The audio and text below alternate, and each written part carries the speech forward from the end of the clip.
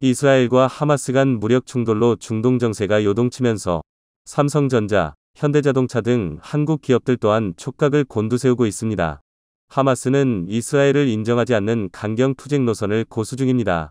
반이스라엘 무장 투쟁뿐만 아니라 주민들에 대한 이슬람식 사회복지 사업으로 대중적 지지를 확보하기도 했습니다.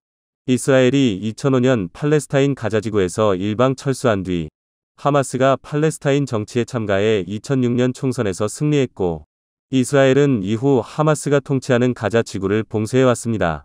그 점 때문에 하마스는 앞서 4차례나 이스라엘과 전쟁을 벌였는데, 전쟁은 2006년 이후 지금까지 17년 동안 지속되고 있습니다.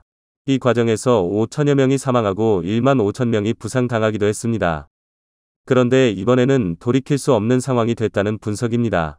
삼성전자는 이스라엘이 대규모 공격을 받자 곧바로 비상연락망을 가동해 현지 상황과 법인 피해 유무를 면밀하게 모니터링한 것으로 나타났습니다. 판매법인과 연구소가 국경에서 약 100km 이상 떨어진 지역에 있지만 현재까지는 직접적인 피해는 없는 것으로 파악됐습니다. LG전자도 현지 직원들을 전원 재택근무로 전환했으며 주기적으로 직원들의 안전을 확인하고 있습니다. 이스라엘은 한국 제품 선호도가 상당한 지역입니다. 지난 9월 기준 삼성 스마트폰이 시장 점유율 46%를 기록하며 애플 29%를 훌쩍 앞서기도 했습니다.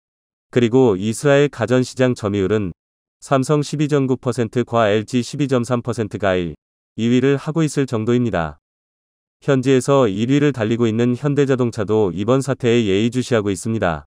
현대차그룹의 이스라엘 시장 점유율은 약 30%로 토요타가 14%로 2위를 하는 것과 비교해 배 이상 선호를 보이고 있습니다. 지난해 12월 중동 지역 1호 자유무역협정 FTA로 한 이스라엘 FTA 효과가 발생했지만 양국의 무역거래는 급격히 위축될 가능성이 높아지고 있습니다.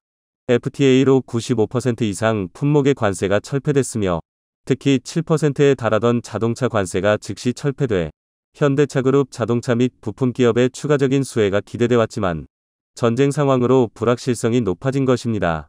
하마스의 공격과 이스라엘의 반격이 이어지면서 현재 양측의 사상자는 수천 명대로 증가하고 있습니다. 이번 기습은 마치 2차 대전 당시 일본의 진주만 폭격처럼 정보 실패하는 지적이 나오고 있습니다. 미 CNN은 이스라엘 정보기관과 방미군 자산을 고려할 때 하마스의 대규모 공격을 예측하지 못한 것은 놀라운 일이라 전했습니다.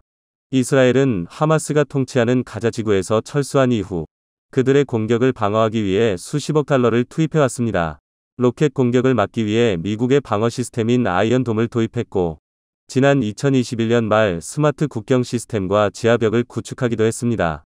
하지만 단번에 방어막이 무너졌고, 하마스 대원들은 국경 철조망을 뚫거나 패러글라이더를 타고 이스라엘에 진입했습니다. 미국 내에선 이스라엘 모사드는 물론 CIA 등 정보기관이 깜깜이었던 점에 우려를 표하고 있습니다. 텔아이브 지역에도 여러 차례 로켓 공격이 가해졌는데 그곳은 이스라엘의 항공 관문이자 정치 경제 중심지 역할을 하는 최대 도시로 삼성과 LG 등 한국 기업들이 진출해 있는 곳입니다. 특히 이스라엘로 로켓포 5,000발 이상이 발사되면서 아무리 강력한 방어 시스템도 이들 모조리 막기는 어렵다는 것이 증명되고 있습니다. 분석가들은 하마스의 이런 기습 공격에는 자신들의 입지가 크게 좁아질 수 있는 중동 평화 무드에 제동을 걸려는 의도가 있다는 분석을 했습니다.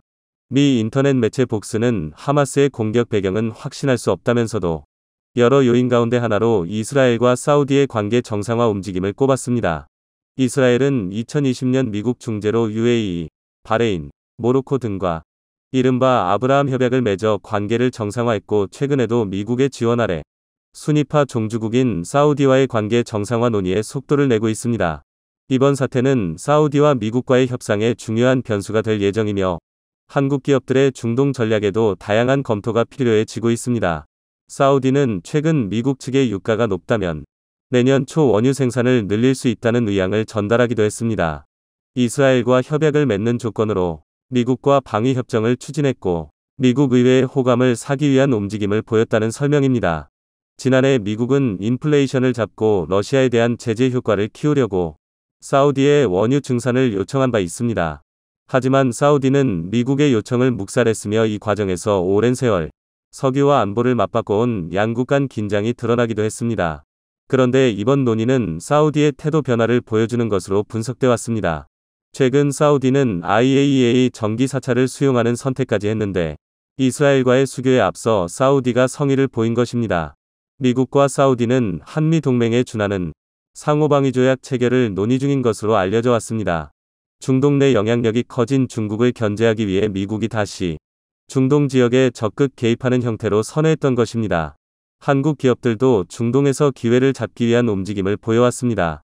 이재용 회장은 추석 연휴 사우디, 이스라엘, 이집트 등 중동 3개국을 순차 방문했고 삼성물산이 진행하는 네옴 터널 공사 현장을 찾아 직원들을 격려하기도 했습니다. 또 이스라엘 R&D 센터에서 혁신 스타트업과 신기술 투자 현황을 보고받고 오픈 이노베이션을 통해 미래 혁신 기술 확보 방안을 점검했습니다. 이스라엘은 인공지능과 반도체, 바이오, 자율주행 등 혁신 기술 스타트업 7천여 곳을 보유한 스타트업 대국입니다. 그리고 사우디 방문에 앞서 중동 아프리카 시장의 교두보로 평가받는 이집트 내 삼성전자 TV, 태블릿 공장을 찾았었죠. 삼성이 중동으로 눈을 돌린 이유는 세계적 경기 침체 속에 중동 시장이 기회의 땅으로 부상하고 있기 때문입니다. 중동은 삼성전자 주요 사업인 스마트폰과 TV 점유율이 압도적인 만큼 글로벌 사업의 전략적 요충지입니다. 중동 시장은 차세대 가전시장의 거점 역할도 담당하고 있습니다. 소비자들이 프리미엄 브랜드를 선호하기 때문입니다. 옴디아에 따르면 중동 아프리카 시장에서 삼성전자 TV 점유율은 36%로 1위를 기록 중입니다. LG전자도 21%로 2위를 하고 있습니다. 중동은 높은 인구수와 빠른 경제 성장률을 보여 성장 잠재력이 큰 곳입니다. 1970년대 중동 건설 현장을 통해 달러를 벌었던 것처럼 이번에도 전방위 수주를 통해 경기 침체 돌파구를 마련하려 했습니다. 이번 이스라엘 사태로 중동 정세가 불안해졌지만 그럼에도 사우디와 한국의 관계는 크게 변하지 않을 것으로 보는 시각이 우세합니다. 삼성전자와 현대차 등 재계 총수들은 오는 21일께 네옴시티 수주를 위해 사우디를 찾을 예정입니다. 정부도 사우디 측과의 기존에 합의한 투자 집행을 위해 이달 중 구체적인 후속 협상에 나서겠다고 밝힌 만큼 네옴시티뿐 아니라 플랜트와 친환경 모빌리티, 신재생에너지 등 양국 간 대규모 추가 투자 협약이 기대되고 있습니다. 작년 11월 빈살만 왕세자가 한국을 찾아 기업 총수를 만났을 때도 에너지, 방위산업, 인프라 건설 등에서 협력을 강화하기로 한 바 있습니다. 특히 당시 한국과 협의한 프로젝트 규모는 300억 달러였습니다. 사우디는 제조업 비중이 GDP 약 12%에 불과해 경제 다각화를 추진해왔습니다. 비전 2030 계획에 따라 비석유 부문 수출을 현재 10%대에서 2030년 50%까지 높이려는 목표를 가지고 있는 상황입니다. 사우디는 광활한 사막 탓에 자동차를 자주 바꾸는 소비자가 많습니다. 인구 약 3,600만 명 중 절반이 40대 이하여서 차량 구매 수요도 높은 편입니다. 최근 사우디에서 한국차에 대한 선호도는 크게 증가하고 있습니다. 2021년 한국에서 사우디로 수출된 자동차만 해도 64억 달러였습니다. 한국의 전체 사우디 수출액 중 33%를 차지하는 규모입니다. 사우디는 중동에서 가장 큰 자동차 시장입니다. 작년 자동차 판매 대수는 55만 대로 추정되는데 이는 2021년 대비 5.5% 증가한 수치이고 코로나로 위축된 2020년보다 20% 성장해 있습니다. 특히 2030년 판매량은 70만 대 이상이 될 것이란 분석입니다. 도요타는 올해 상반기 33% 점유율을 보였고 몇 년간 1위를 차지하고 있습니다. 현대차 또한 2위를 달리고 있는 상태입니다. 반면 지리차 등 중국 차량들은 20터부터 40% 정도 저렴한데도 여전히 따라오지 못하는 모습을 보이고 있습니다. 특히 최근 한국에 강점이 있는 SUV 판매가 빠르게 늘고 있습니다. 게다가 사우디가 전기차를 적극 도입하는 것은 한국에게 유리한 내용입니다.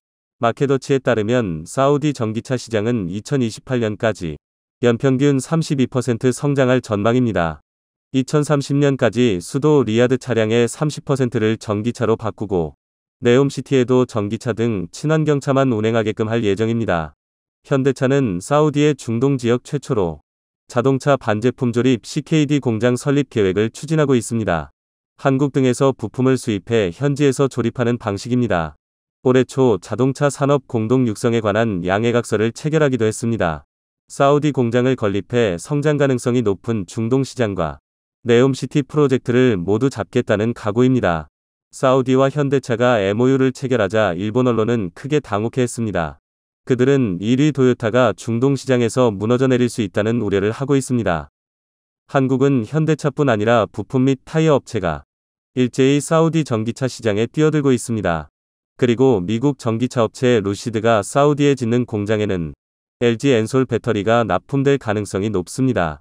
루시드의 대주주 역시 사우디 국부펀드입니다.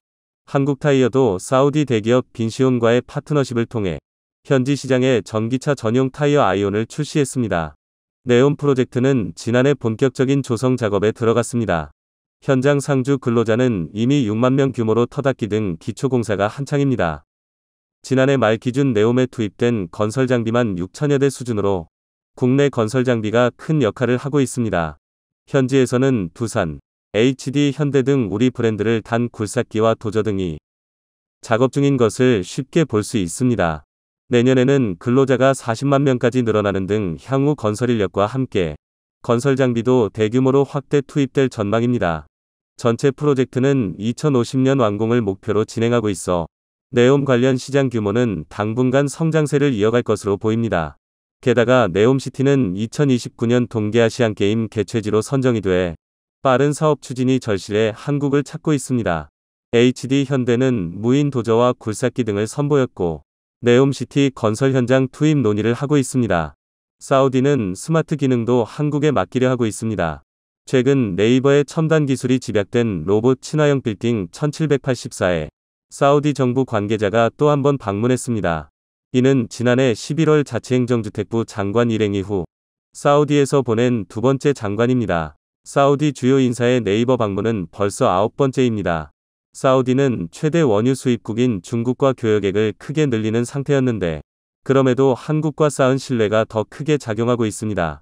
그리고 사우디 장관 일행은 최근 KAI를 방문해 경제적 협력뿐 아니라 방산 및 우주 분야에서도 협력을 요청해왔습니다. 중동 정세가 크게 불안정해지고 있지만 사우디와의 경제 및 방산 협력에 한국의 역할이 더욱 커졌다는 분석입니다. 한국은 중동의 위기를 잘 극복하고 더욱 도약하는 기회로 만들길 바랍니다. 현재 미국 정부는 최근 중동에서 벌어지고 있는 사상 초유의 상황에 당혹감을 감추지 못하고 있습니다. 이는 바로 세계 6위의 군사강국으로 올라선 한국이 중동에서 미국의 패권을 위협할 정도로 엄청난 영향력을 과시하고 있기 때문입니다.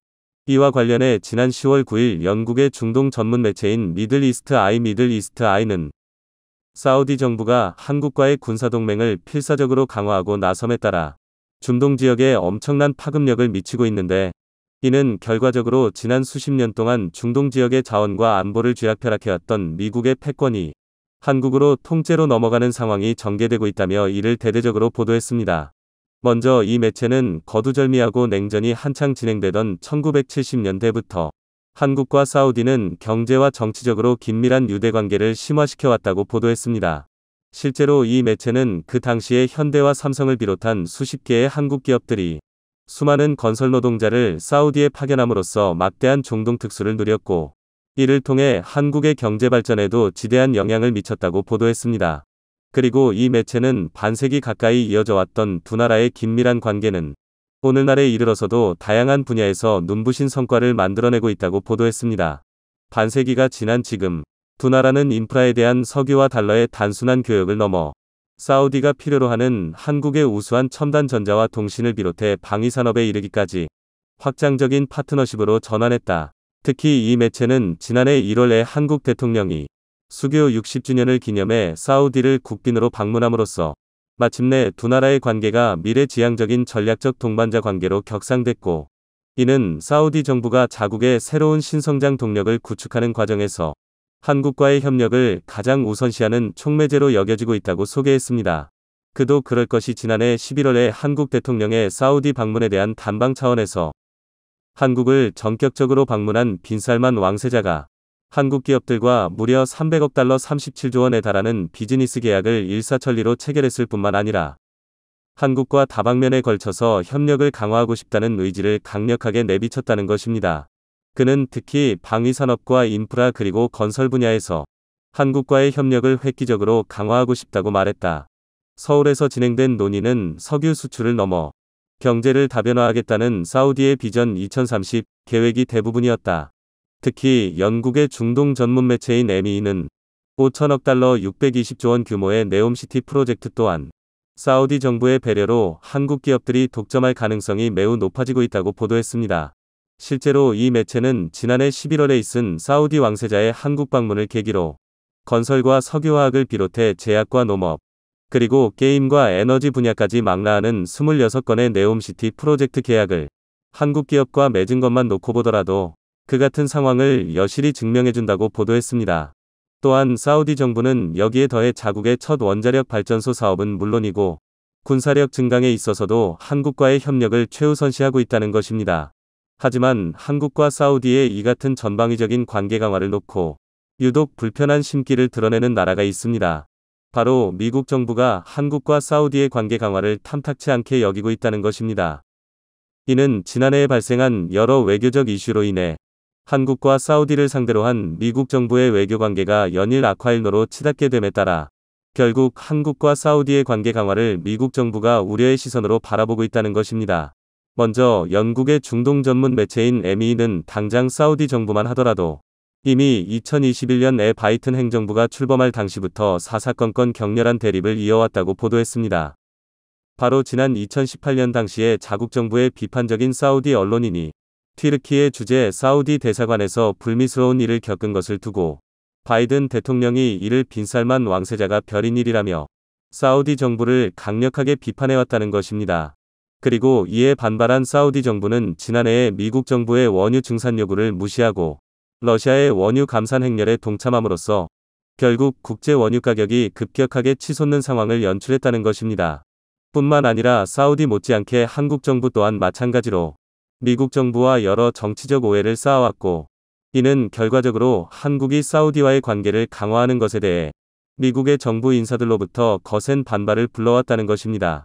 실제로 이 매체는 한국의 직전 정부만 놓고 보더라도 당시 중국과 격렬한 대립을 펼치려던 트럼프 행정부와 달리 한반도 평화 프로세스라는 외교 노선을 통해 동북아 번영을 도모하려고 했다고 보도했습니다. 또한 이 매체는 당시 트럼프 행정부가 일본과 화해하라고 한국 정부에게 거센 압박을 가했음에도 불구하고 한국 정부는 이에 수긍하기는커녕 오히려 일본 정부가 한반도에서 저질렀던 침략 행위에 대해 그 어떤 사죄나 배상 없이는 절대 화해하지 않겠다는 입장을 표명하면서 한일 관계뿐만 아니라 한미 관계도 극도로 긴장된 상황을 유지해왔다고 보도했습니다. 그리고 뒤이어 이 매체는 지난해 5월에 출범한 현재의 한국 정부 또한 마찬가지로 바이든 행정부와 여러 논란을 불러일으켜 왔다고 보도했습니다. 이는 지난해 8월에 미국의 하원 의장이 한국과의 관계 강화를 위해 노구를 이끌고 한국을 방문했음에도 불구하고 한국 정부는 이를 외면하는 듯한 모습을 보인 데다가 급기야 가진해 9월에 뉴욕에서 있은 한미 정상의 48초짜리 스탠딩 회담에서도 전혀 예상치 못했던 엄청난 외교적 파장을 몰고 오는 상황이 전개됨에 따라 기어코 미국의 정치인들과 언론 매체들로부터 상당한 비판이 쏟아졌다는 것입니다. 해외에서 미국의 군사동맹을 비판하는 저명한 평론가인 더그 벤도우는 지난 10월에 이들 두 나라와 미국과의 관계를 재평가할 것을 촉구하는 글에서 대한민국의 특권의식이 사우디만큼이나 커질 수 있다고 지적했다.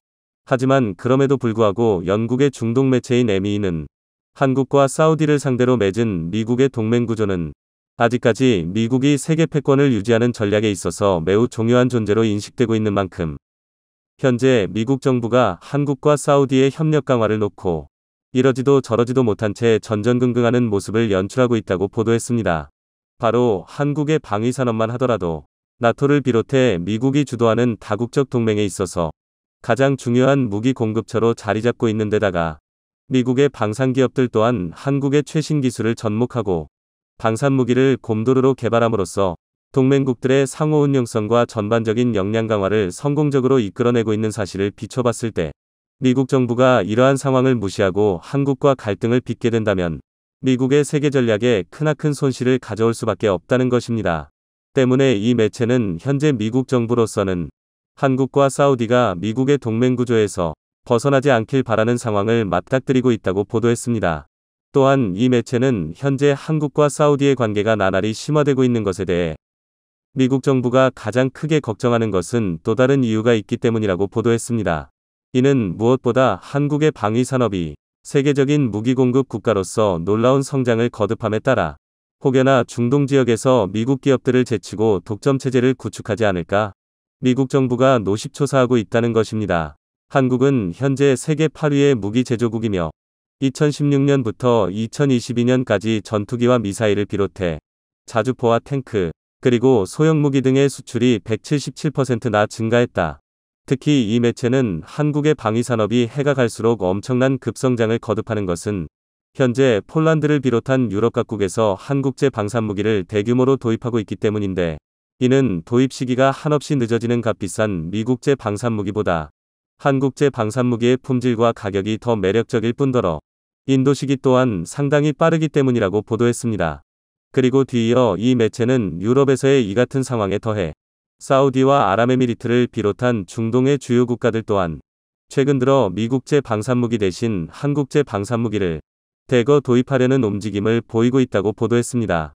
실제로 이 매체는 이미 지난 2021년에 아랍에미리트 정부가 한국을 통해 지대공 미사일 천궁2을 35억 달러 규모로 도입키로 한 데에 이어 지난해 3월에는 사우디 정부가 하나디펜스와 8억 달러 규모의 방산 계약을 체결했다고 보도했습니다.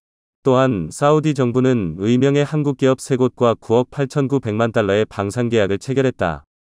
그 판매에 대한 자세한 내용은 아마도 민감해서 인지 공개되지 않았다.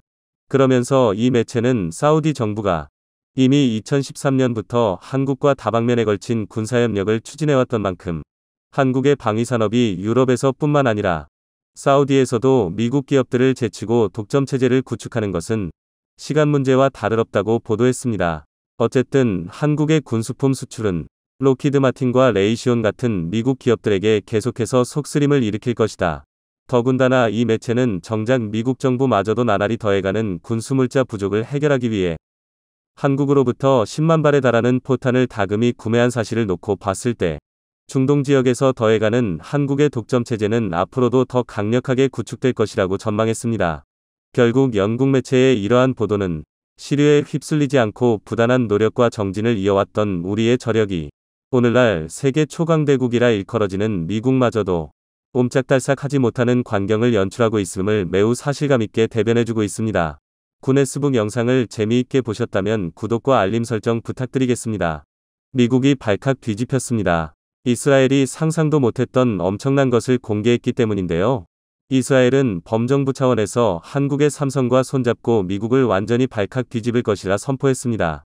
삼성이 미국 내 대규모 투자를 발표한 이후 삼성의 요구를 철저히 짓밟은 것도 모자라 대만, 그리고 일본과 손잡고 삼성을 완전히 제거하기 위해 충격적인 일까지 저질렀습니다. 자, 그런데 이스라엘 정부가 한국의 삼성과 함께 바이든을 향해 깜짝 폭탄 발표를 해버리면서 현재 미국은 난리가 나버렸는데요. 이스라엘과 삼성이 꺼내든 카드가 얼마나 강력했는지 미국 현지 주요 언론들은 바이든이 한국의 삼성을 건드린 것은 미국 역사상 가장 큰 실수로 기록될 것. 삼성전자가 미국 테일러시의 파운드리 공장 투자 발표를 했을 당시보다 환율과 미국 내 건설 비용이 폭발적으로 올랐습니다. 로이터 통신은 15일 현지 시간 소식통을 인용해 삼성전자 미국 테일러 공장 건설 비용이 당초 계획했던 170억 달러 금액보다 80억 달러 약 10조 5천억 원가 증가한 250억 달러 32조 8천억 원 이상 투입될 것으로 보인다고 보도했습니다. 삼성전자가 미국에서 받는 보조금보다 많은 것으로 한국 대신 미국에 공장을 지으면 손해를 보게 됐습니다. 한국이나 대만에 공장을 지을 때보다 미국에 공장을 지으면 비용이 5배 더 증가합니다. 그런데 이 차액을 미국이 보조금을 주겠다며 유인한 것인데 바이든은 건설 비용의 급격한 증가는 자신과 무관하다며 아무런 조치도 취해주지 않고 있습니다. 최근 미국 기업들의 행보가 심상치가 않습니다. 애플과 인텔, 퀄컴에 이어 삼성의 최대 고객 중 하나였던 엔비디아까지 GPU 생산을 TSMC에 맡기기로 한 것으로 전해졌습니다. 일각에서는 이렇게 미국 기업들이 동시에 한국의 삼성이 아닌 대만의 TSMC에 대규모 수주를 몰아주고 있는 것은 바이든이 개입한 것 같다고 전했습니다. WCC테크는 IT 트위터리안 레베그너스를 인용해 TSMC가 3나노 반도체 생산에 어려움을 겪고 있다는 정보가 나오면서 새 아이폰 모델에 들어갈 A17 바이오닉의 성능 목표치 기준도 낮아질 공산이 크다며 수율 문제로 A17 바이오닉의 공급량도 제한될 수 있다고 보도했습니다. 이는 3나노에서 핀패드를 고집한 TSMC는 한계에 부딪혔기 때문입니다. 반면 개발 기간이 오래 걸리지만 어려운 기술인 GAA를 택한 삼성의 파운드리는 3나노 이하의 미세 공정에서 1인자로 등극할 것이라 전망되고 있는 상황인데, 이렇게 미국의 빅테크 기업들이 삼성이 아닌 대만에 모두 몰려가고 있는 것은 합리적인 의심을 할 수밖에 없는 상황입니다. 이것이 끝이 아닙니다. 바이든은 쐐기를 받기 위해 일본의 손정혜 소프트뱅크 회장과도 손을 잡았습니다. 글로벌 반도체 공급망 피라미드 최상단에 있는 암. 전 세계 모든 기업들이 암의 반도체 설계도를 사용하기 때문에 중립을 지켜야 하는 암이지만, 바이든이 목숨을 걸고 팍팍 밀어주고 있는 인텔과 손을 잡으며 전 세계를 발칵 뒤집었습니다. 한국의 삼성과 대만의 TSMC가 3나노로 치열한 경쟁을 하는 동안 7나노조차 제대로 만들지 못했던 미국의 인텔이 암의 도움을 받아 몇 년 안에 1.8나노를 만들겠다는 충격적인 발표를 했습니다. 반도체 피라미드 최상단에 있는 암의 도움으로 인텔은 당장의 내년부터 모바일 기기용 시스템 반도체를 시작으로 자동차, 사물인터넷, 데이터 센터, 항공, 우주 등 광범위한 영역에서 대규모 생산을 시작합니다. 한국의 삼성이 막대한 돈을 벌고 있던 분야를 모두 뺏겠다는 것입니다. 너무나 충격적인데요. 애플, 엔비디아, 퀄컴 등 미국의 빅테크 기업들은 모두 TSMC로 가버리고, 예상 못했던 암까지 등장해 인텔에 힘을 실어주면서 삼성이 이대로 무너져버릴 것이라 모두가 예상했습니다. 자, 그런데 대반전이 일어났습니다. 바로 이스라엘의 폭탄 발표가 나왔기 때문이었습니다. 이스라엘 정부는 삼성전자와 이스라엘이 손을 잡고 미국을 완전히 뒤엎자는 파격적인 발표를 했습니다.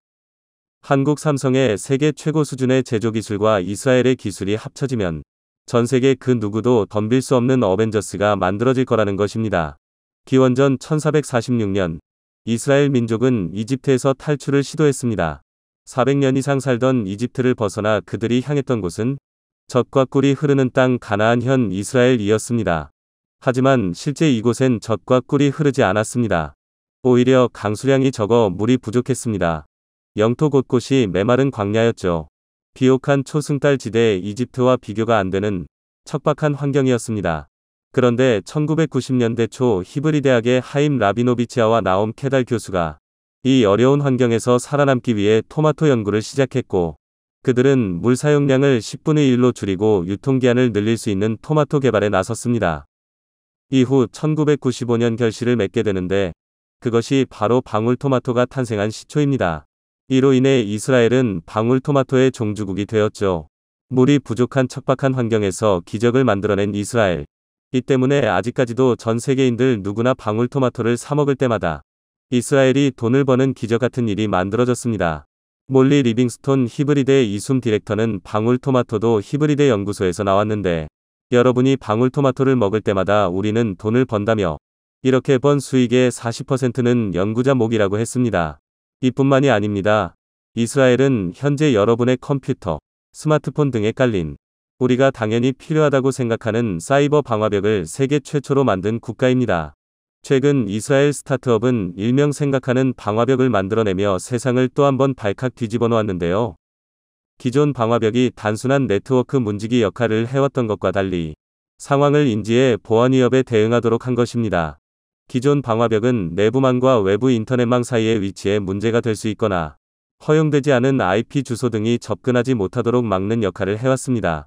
이와 달리 아우라토가 출시한 DAF는 기존 방화벽과 달리 보안 위협을 해석 프로파일링하고 기업 네트워크상 보안 위협을 유발할 수 있는 행위를 예측하고 이를 통해 예방 차원에서 네트워크를 보호하고 어떻게 사이버 공격에 대응할지에 대한 보안 담당자들의 실시간 의사 결정에 도움을 줍니다. 마치 세계에서 가장 똑똑한 해커가 문지기 역할을 하는 것과도 같습니다. 자, 그런데 방울토마토와 생각하는 방화벽은 아무것도 아닙니다. 이스라엘에는 무려 9,000개의 스타트업이 있는데요.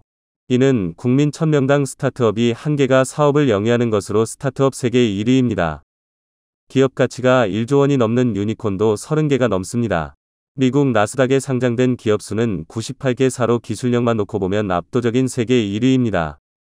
이스라엘은 석유 한 방울은 물론 천연자원도 오로지 딱 하나밖에 없습니다.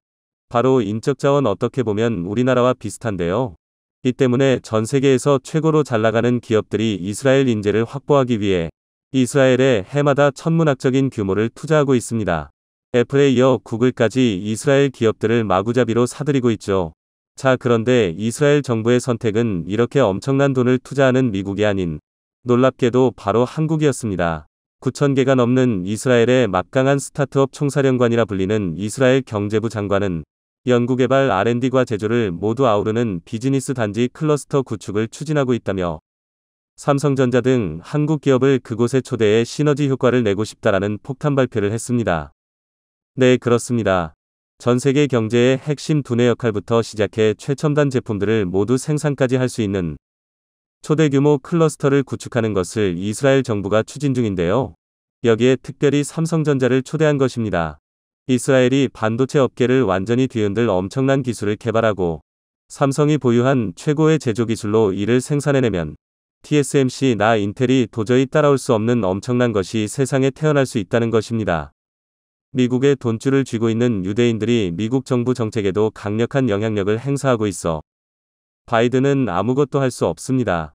미국 상원의원 100명 중 11명이 유대인, 하원의원 30여 명이 유대인, 연방대법관 9명 중 2명이 유대인, 미국을 대표하는 대기업 CEO 100명당 20여 명이 유대인, 미국을 장악한 언론 뉴욕타임스, 워싱턴포스트, 월스트리저널의 경영진과 주요 필진의 35%가 유대인, 미국 최고의 대학 아이비리그 총장 및 교수진의 무려 40%가 유대인, 미국 50대 영화사의 제작자, 시나리오 작가, 캐스팅 담당, 감독 중 60%가 유대인, 미국의 주요 로펌에 종사하는 변호사의 절반 이상이 유대인입니다. 우리가 상상하는 그 이상으로 유대인은 미국에서 엄청난 영향력을 행사하고 있는데요. 이 때문에 이스라엘 정부가 이번에 한국의 삼성과 폭탄 발표를 하자 놀랍게도 바이든이 바로 태세 전환을 하며 한국을 언급했습니다. 바이든 대통령은 현지 시간 29일 워싱턴 DC 인근 버지니아주 알링턴 국립묘지에서 열린 메모리얼 데이 기념식 연설에서 민주주의는 우리의 힘이라며 한국은 미국의 가장 중요한 동맹이고 한국을 지키기 위해 미국은 엄청난 희생을 치러왔고 앞으로도 그럴 준비가 돼 있다고 전했습니다.